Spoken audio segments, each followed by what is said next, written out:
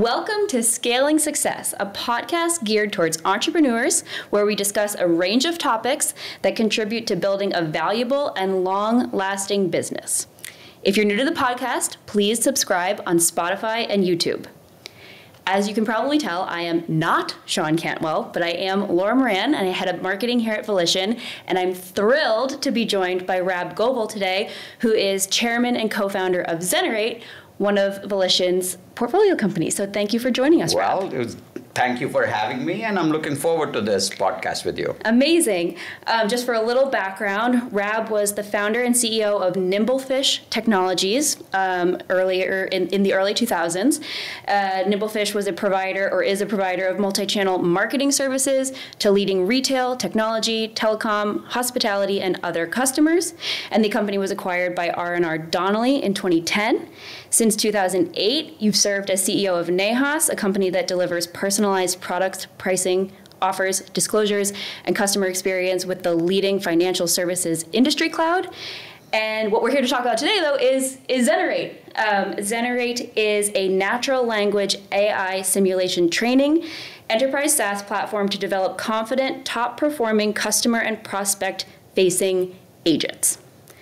So I guess to just launch us right in, how did the idea and need and desire to begin Zenarate even come around? Can you give us the founding story? Yes, absolutely. The genesis story, that's always kind of the best story in this. So the interesting story around this is the idea actually initially came from the fact that it was very hard to make salespeople productive in the companies I had actually started or I had invested in, right?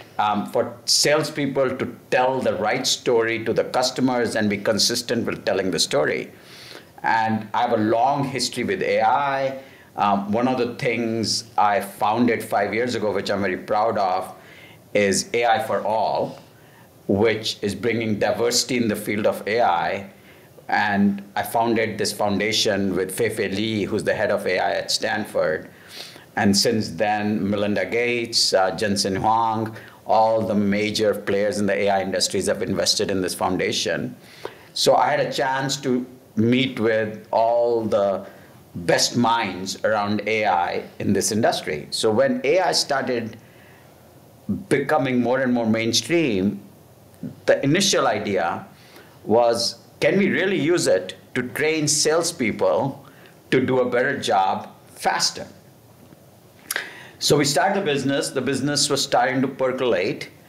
And then I got introduced to my co-founder, Brian Tweet, through one of friend of mine, Rick Struthers, who was one of the founders at MBNA, which at one time was one of the largest credit card issuers in the country.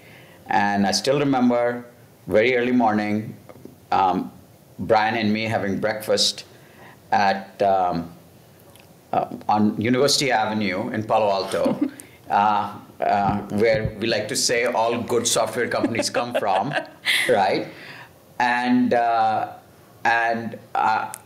Brian said, "Hey, I've been in large companies. I want to do a startup." So I told him about the companies that are in my portfolio, and he just glommed onto this idea. But he said, boy, the use case for salespeople makes sense, but the same use case can be applied to a variety of different domains.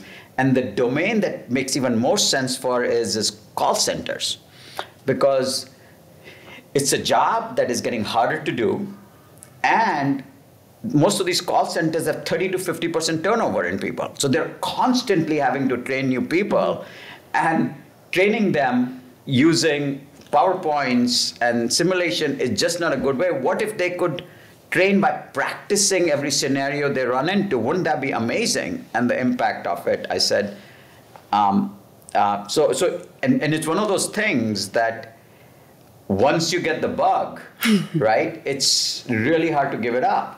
So I still remember that conversation, and I said, Brian, you sure you want to do this? And Brian was, I want to do this. And I said, Brian, this is going to be one of the hardest thing you ever do. And Brian actually looked at me at that time. Dude, you don't understand. I'm a tough guy. This is nothing. I've kind of worked for some of the toughest bosses in the world, right? And I just said, okay, sounds good, smile. And Brian was so committed to this idea. He took on this project, became the CEO, took a huge pay cut with what he was making. He sold his house, moved into a smaller house. So he was all in, right, into this idea. And I still remember 3 years into this journey, he came to me and he was like, Rab, you actually undersold how tough it's going to be.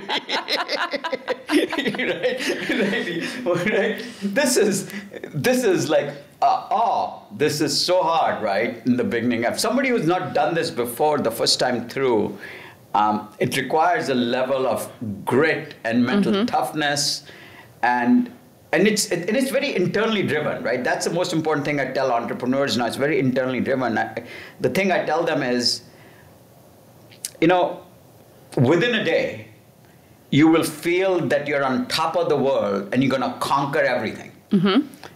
And the same afternoon, you will feel like you're dead. The company is no longer going to exist.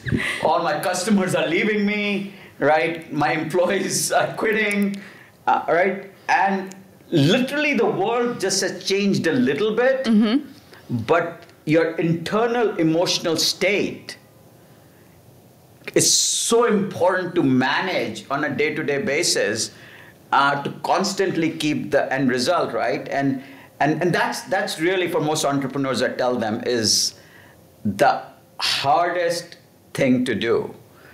And certain people are cut out for it. And certain people is just not cut out for it. And it just requires an enormous amount of, I like to say, grit, right? It's like, I'm going to keep walking through these brick walls one after another. Gonna get bloody, but I'm going to go hit the next brick wall. And that's going to hurt a little bit more. And then I'm stupid enough to go after the next brick wall, right? It's just that strength of the mental model is what I tell entrepreneurs. And if you're willing to do that, it's like I say, it's like having a kid. It's going to be really hard, but it's going to be probably the most meaningful thing you will do in your career, and something that you'll be really, really proud of when it becomes a child. Does it get easier, or do you just get used to it? I think it does get easier. I think the reason it gets easier is when you find partners that can help you, right? So I have done companies on my own when I was the sole entrepreneur, right? The sole co-founder. That is really hard. Yeah. Right? Now, if you just started with one other partner, you have somebody who you can talk to and understand and have conversations with it. Because nobody around you and your family will understand what you're doing.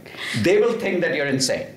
Your wife will think you're insane. Your kids will think you're insane, right? Because nobody can really understand it at the level of depth. It's the same thing, right? It's like if you have a child and somebody doesn't have a child, they don't understand what it takes to have a child, right? Like you have to experience it to really understand it, right? So then having somebody who's a co-founder who can actually be in it part with of you. the experience in it with you will make it easier. So I think that's the other piece of advice I give entrepreneurs in scaling the business, right?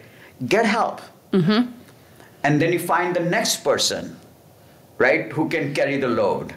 And then you find the next person who can carry the load. And then you find, oh my God, like now I don't have to do everything, right? Yep. And then you find the next person who can carry the load. So as you find and start building a team, and you can folks who can really own the problem, and you're willing to give up. Yep. Right? Let go a little bit and let those folks own those functions, then it gets easier, right?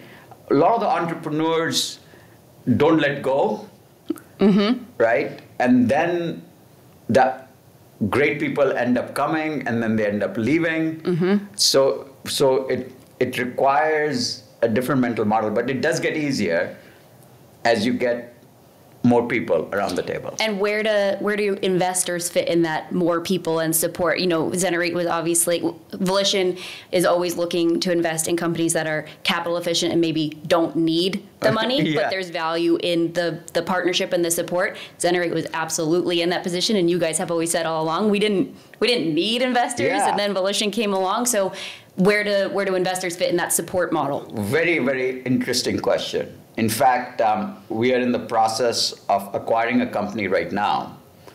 And I was talking to one of the debt providers who's going to provide us some of the debt. And they asked me the same question. And I have been lucky enough in my life as an entrepreneur that I could have funded this company myself. I did it for a long period of time.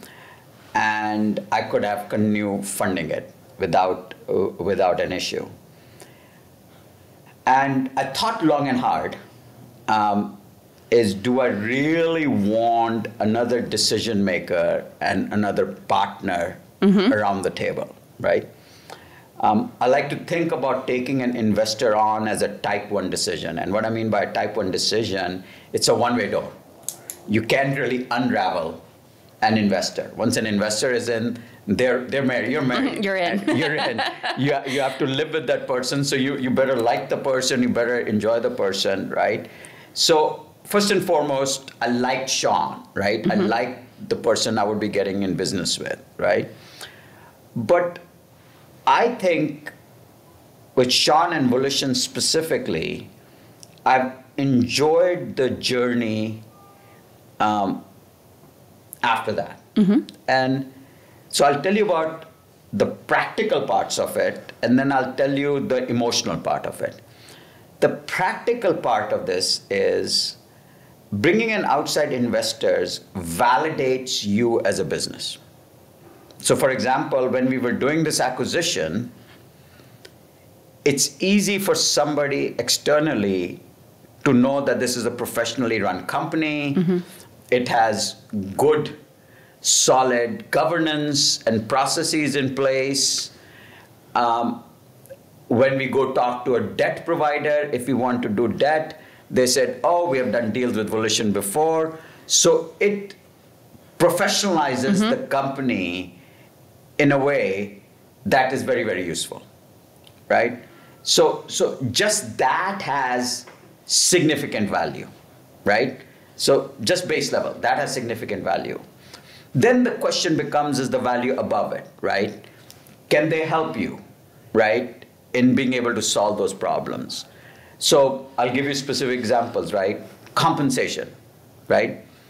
You might get into an internal debate within the organization about how should we compensate people. You can look at the databases that exist, but the databases will kind of give you some level of knowledge, but it's not truly specific enough sometime or clear enough to be able to make decisions. To be call up Chris and say, Chris, hey, could you just survey your people and say how they're being compensated, right? So it provides another insights and validation to say, hey, we looked at these 5 folks, they've kind of gone through this process to be able to do that. So there's value in the network, right? So there's value in making it professional, there's value in the network of companies that you own, and then there's value in the individual itself. Sean, right? For me to call him up and say, you know what, this is what I'm thinking about. What do you think? Well, this makes sense or that doesn't make sense. And Sean always has been very, very thoughtful about saying that, Rab, you and Brian are running the company. I am not, right? So I have an opinion, but it's an opinion. You can say no, and I will absolutely be okay, right? So that requires just a level of experience and understanding and enough confidence to know that, hey, I trust you, I got your back, I'm giving you an opinion, but you can go execute on what you think is best because you really know the business, right? I think the worst part you gotta get into is like, and I've been on boards with other, right, where you sometimes get these investors who don't have that perspective, right?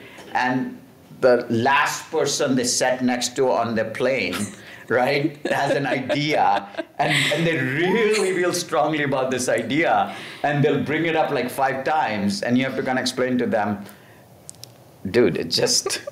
Thank you so much. Thank you so much. It is not relevant. Yeah. That business is a consumer business. We can't really execute on this, right? Every business has these nuances. So I think the person matters. So what I tell entrepreneurs is, in the end, these businesses around investors, it's the phone matters, but even more important, the person you're doing with, right, matters even more, right? Because they'll either make your life hell or they'll make it a lot of fun, right? And I have to say with Volition, it's been a lot of fun. It truly has been. I mean, it's the right cultural fit. Yeah. So I'll give you a little nuance. It's very interesting, right? So my daughter, a proud dad, graduated from MIT. She's working at a quant fund in New York now, right? And her and me were having this conversation, and we are having this conversation about what defines values, right? And one of the advice I've been giving entrepreneurs is, how do you define what values are important to you? And the interesting thing is, you'll have a hard time getting a definition on what a real value is, right? You can look at it, some people will say, oh, this person needs to be nice. Or you'll talk to somebody, I want to marry somebody with the right values, right? So they need to have the right perspective on finances. Is that a real value or not a real value? So I've come up with a definition. I said, values are how you make a decision when you have to choose between 2 things that are right. It's not about choosing between 2 things that are wrong and right. It's choosing between 2 things that are right. And if the person that you're going to partner with chooses similar to 2 right things, then you have a lot of value mismatch. So people ask me for an example. I said, an example of things that are right is between short-term and long-term. If thinking short-term and long-term, they're 2 right things. Totally. Right? Now, do you choose, if you're going to partner with somebody, if one person is always focused on the short-term and you're focused on the long-term, guess what? That relationship is not going to last for too long. A lot of fighting. A lot of fighting, right? So another example I say is between truth and loyalty. If there's some, like, both are right, right? So if you have a friend who does something wrong, will you side with your friend? Or you'll say, no, you did something wrong and I'm gonna punish you, right? Right? Justice versus mercy, right? If something does wrong, will you be merciful, or you will say, no, you need to get punished, right? So asking those questions about your investors and understanding if you folks will think about the world in the same way and be able to choose between 2 right things, which are the harder decisions to make, will make for a much, much better relationship. I don't think enough folks do that. Yeah. I mean, it's got to be the same thing thinking about a co-founder. It's exactly the same. It's exactly the same thing, right? So if for any relationship that's intense, right, whether it's a marriage, yeah, there you go. A co-founder, an investor, intense, and you're tied together for a very long time. you gotta get that right. So if you can get that right, I feel that it'll be very, very productive. But I don't think enough people do that. Well, and I mean, I feel like for your business especially, not like that's true always, like your thesis there, but for a business so deeply entwined in AI, which has all these existential rights, rights and wrongs. Are they right? Are they wrong? What's in the future? All the more important. But that was another area that I wanted to just kind of lead into with you and talk to you about is AI in general. Obviously, it's a hugely, hot topic, buzz. It's grown exponentially even just in the last couple of years, and there's positive abilities, there's scary things. How do you think about that in terms of continuing to grow Zenarate and take advantage of what AI has to offer while remaining, I guess, AI literate, let's call it, of being aware of the unknowns. All the issues with it. No, great question. So I'm lucky enough that based in Palo Alto, working on AI for all, I have access to some of the leading minds in AI in the world, and I get a chance to talk to them on an ongoing basis. So one thing I'm very passionate about is AI has to serve humanity as a whole, right? AI cannot increase the division and the income equality and all the injustices that actually exist in this world right now. And the best way to solve for that is to have people involved in AI that bring the right level of empathy and ego to solving the problem. So that's one of the fundamental issues in the tech world, because the tech world seems to venerate or really hold up as heroes on pedestal are people who are extremely ego-driven, right? All the names that you hear about, right? Everyone trying to go to space. Yeah. Everyone trying to go to space, right? All the names you hear about, right? They feel that they are ego-driven, and the amount of money they have generated makes them, gives them a huge platform to do that, right? But these folks, if they are responsible for how this tech is going to evolve, worries me, right? So my goal, it started with my foundation AI for All, but the work I'm doing with all my companies is to really approach this problem with the level of humility and make sure that the folks involved in the creation of this technology bring the right level of empathy to the problem, and they represent humanity as a whole. I want the Indians, I want the Chinese, I want the economically disadvantaged, we want the African Americans, we want the Latinos, we want the whole humanity to participate in it. If we can get those diverse viewpoints and apply the right level of empathy, then I think we'll be okay. I really believe that we'll be okay. And that's why I'm so excited about Zenarate, right? Because what's the fundamental premise of Zenarate? The fundamental premise of Zenarate is that I am training the next generation of folks in a different way, right? So if I can train my contact center people to have empathy, if I can train the person in the retail environment to have empathy and try to solve somebody's problem in a better way, that's a good mission. That has purpose, right? That I feel is something that I can get behind. So that's why this is one of the companies I'm like super, super excited about, is because I think it brings all those different aspects together and leverages my knowledge in AI to make it happen. When you went in with that mission and that purpose, obviously you must have had assumptions of like what challenges businesses were facing, what problems needed solving, what types of training needed training. Was all of that correct? Were there any challenges that you didn't anticipate that have surprised you? No, it's not been challenges. It's been like these amazing opportunities, right? Like when we started down this path of using this technology, right?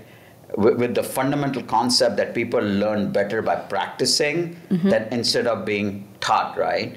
I mean, there's a whole adage, right? You only remember like 80% of what you hear, 20, right? And what you feel is you kind of remember that a lot more, right? So it's been, but what we've been like super surprised about the number of use cases and the growth of use cases, right? So we started with sales, right? Then we started with contact centers. Then people are training bank tellers. We have folks training maids who make up your room in hotels. Like how do they interact with the people they run across? We're training nurse practitioners, so how they talk to patients.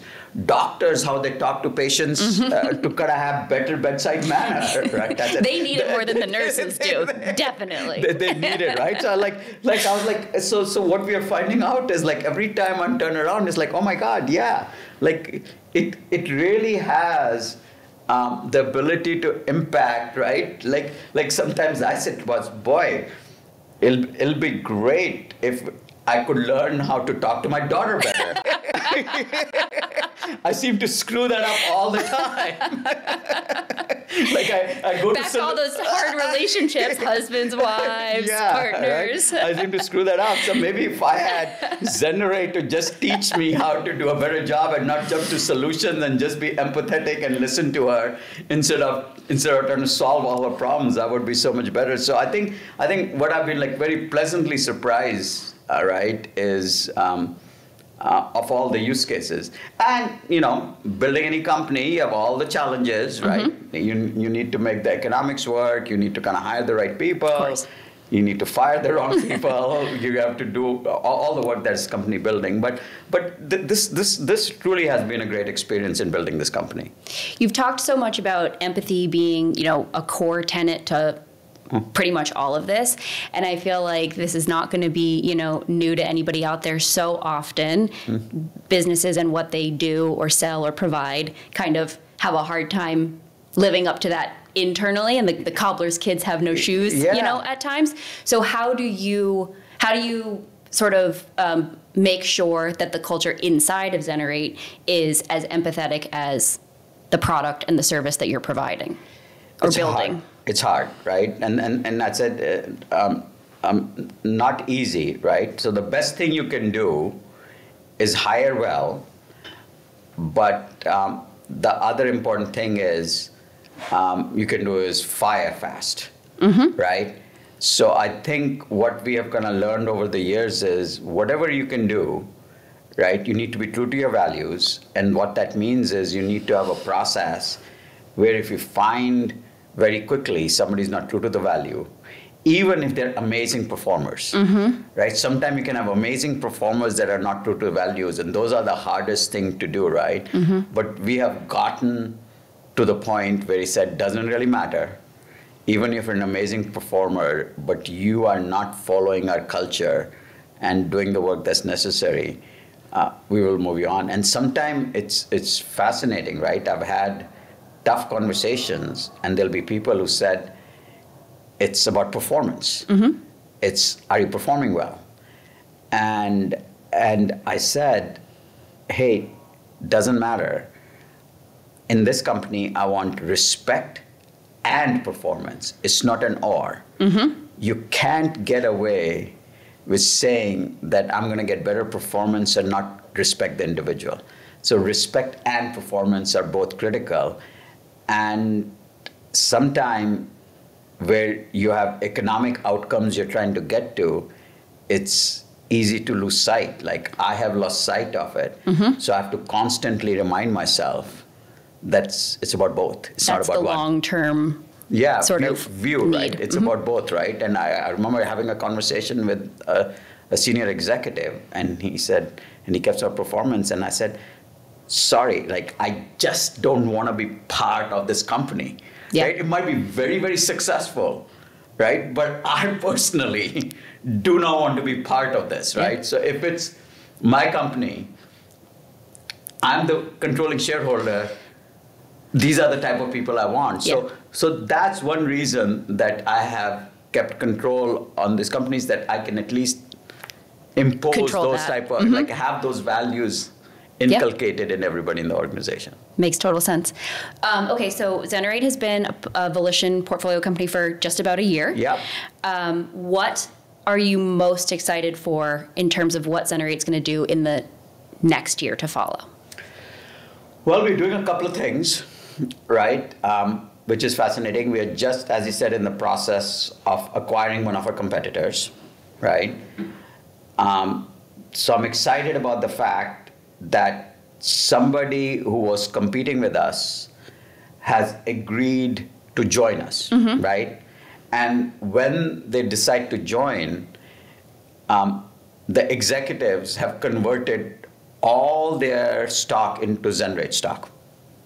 Nice. So they're kind of all in. So I'm kind of excited about the fact that we built a company that they believe in the mission and vision, that they could have taken money off the table, but they said, nope, we are all in.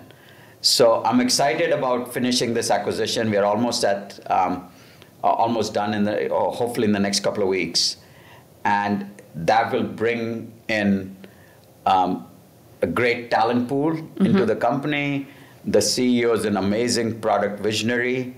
So I'm excited about like adding more people to help, right? Like we talked initially about, right? Every time you add somebody to carry the load, right? Yep. You feel a lot lighter. So I'm excited about that's going on. I'm super excited about our vision continues to expand. A lot of people talk about becoming a unicorn. When we started the conversation with Volition, I said, I want to get to $1 billion in ARR. So I still remember Sean saying, he heard it wrong. He said, you mean you want to get to $1 billion in valuation? I said, no. I'm really interested to getting to $1 billion in ARR. At that time, we were about a $10 million company saying is $1 billion in ARR. That's like 100 times more than what you're kind of thinking about. I said, yes, that's the mission, right? If you want to sign up, great, right? So we have that long-term view, and Sean says, okay, if that's the journey we are going on, then it would make sense. So I'm excited about that. Vision still stays very similar, and the talent we are adding, the type of customers we are adding, and the fact we are winning, right? Yeah. I mean, that's an amazing experience, right? When you're winning, Feels good. It feels amazing, right? Like we are winning because it just becomes a great cycle, right? You win, you add more people, other winners come to your organization, like this acquisition we are doing, right? So we're kind of positive momentum. Positive momentum. So it's a lot of fun right now. Awesome. Well, we're thrilled to be on the ride, and we're excited to see what the next year has to hold. Thank you so much, and thank you for having me here. Yes, thank you for being here with us. It was a pleasure.